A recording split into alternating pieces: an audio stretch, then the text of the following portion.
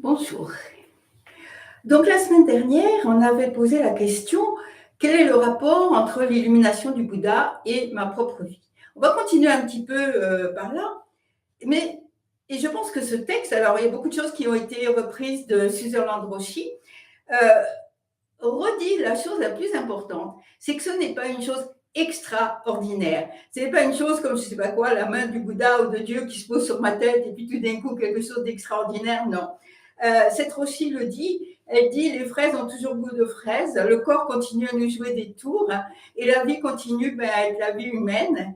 Ce qui change, c'est la façon dont nous prenons les choses, la façon dont nous voyons les choses. Donc, aujourd'hui, on prend un angle un petit peu différent, c'est est-ce qu'illumination et éveil, c'est pareil? Dans quoi est-ce que ça nous semble plus facile d'entrer? Et est-ce que notre vie change différemment suivant l'un ou l'autre? Mais ce qu'il faut bien comprendre, c'est que la transformation, c'est la façon dont nous vivons les choses. Ce ne sont pas les choses elles-mêmes, ce n'est pas notre vie elle-même. Et ça, c'est très important, je crois, parce que sinon, on passe à côté du point central dont nous a parlé beaucoup Arada Roshi, c'est que l'éveil, l'illumination, c'est la réalisation complète de notre vie humaine. À Paris, la semaine dernière, j'ai posé la question aux personnes qui étaient là, je leur ai dit, qui est-ce qui croit qu'il peut être illuminé, éveillé? Et les gens n'ont pas bougé, sauf une personne. Celle qui avait lu et tapé le texte racontant l'éveil, l'illumination du Bouddha, et qui était tombée sur cette phrase, quand il vit vraiment l'étoile du matin, il ne fut plus qu'un avec elle. Et à ce moment-là, elle s'est dit, ben oui, je peux être éveillée. Et ça, c'est important, parce que sinon, on pense que c'est moi, mon petit moi, qui est éveillé. Mais non, c'est pas ça. C'est la réalisation de notre potentiel, en fait, d'être humain. Donc, c'est pas une chose extraordinaire, c'est être ce qu'on est vraiment. Ok, je passe au texte. Nous avons parlé de l'illumination. Et la question se pose, est-ce que c'est seulement une question de vocabulaire ou bien est-ce que l'éveil est semblable à l'illumination?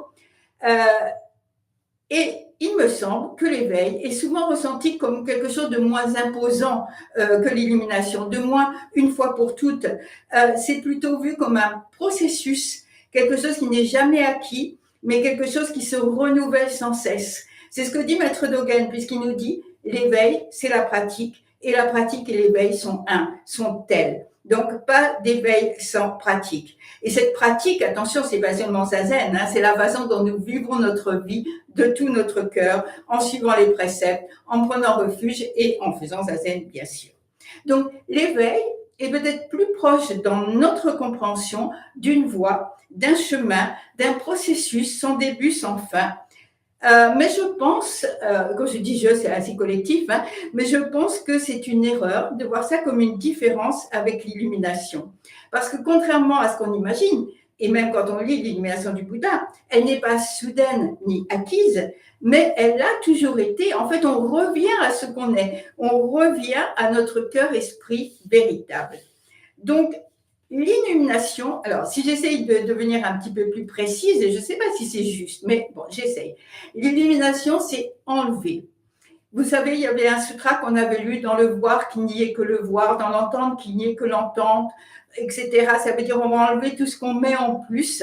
Et de la même façon, lorsque le Bouddha a vraiment vu donc l'étoile du matin, sans la nommer, et en ayant, en ayant lâché même son idée de recherche de quelque chose, à ce moment-là, il fit un avec elle. Et ce un avec, c'est la réalité, avec un grand R, la réalité du monde, être un avec. Et l'éveil, on pourrait dire que l'éveil, c'est réaliser quelque chose. C'est comme s'éveiller d'un rêve. Il y a un mot kaku qui désigne l'éveil, c'est un des 3 mots qui désigne l'éveil, et c'est se réveiller. On était dans l'obscurité, on était dans un rêve, et tout d'un coup, il y a le voir, comme l'étoile du matin, il y a le voir clairement. C'est la réalisation de nous-mêmes et de notre réalité. Et donc, puisque notre réalité, celle du monde, ne fait qu'un, la réalité du monde en même temps. Mais, et ça c'est Sutherland Roshi qui nous le dit, la nature de l'éveil, avoir une réalisation éclairante. Vous voyez ce moment où, waouh, comme ça, on voit le monde, on ne l'avait pas vu, quoi. Tout d'un coup, le monde, c'est comme s'il y avait un projecteur plein de lumière. Et ça, ce n'est pas la même chose qu'être illuminé. Parce que nous devons, et j'aime bien cette expression, elle dit, nous devons laisser l'illumination nous colorer, nous imprégner au milieu même de notre vie quotidienne. Nous devons laisser la vie nous enseigner comment incarner cette révélation. Ce n'est pas un moment, mais c'est donc un processus. Il va falloir incarner cette réalisation.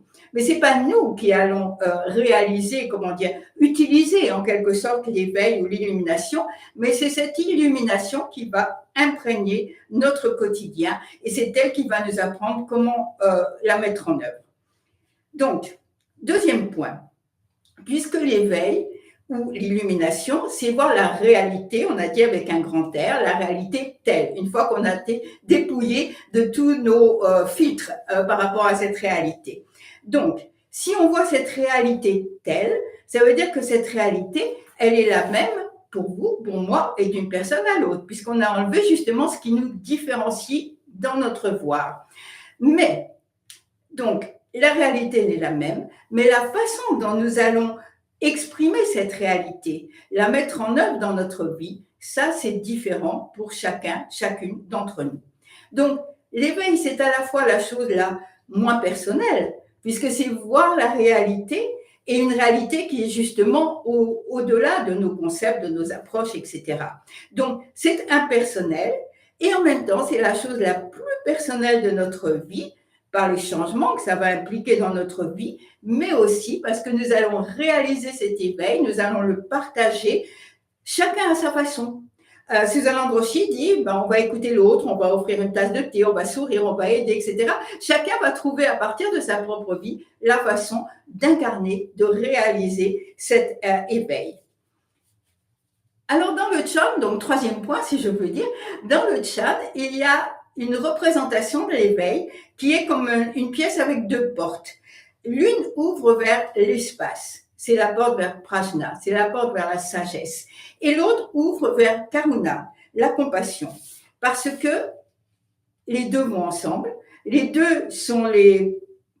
Qu'est-ce que je veux dire? Voilà, les deux ailes de l'oiseau, comme on dit, pour pouvoir voler. Un oiseau a besoin de deux ailes. Il y a Prajna, il y a Karuna, il y a la sagesse et il y a la compassion.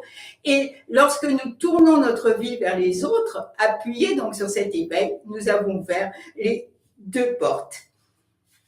En résumé, l'illumination serait la forme pure de ce que nous sommes réellement. Ça, alors Arala Roshi, il n'a de cesse de nous le répéter, vous retrouvez votre moi véritable. On ne change pas quelque chose, on est ce qu'on est au départ en tant qu'être humain.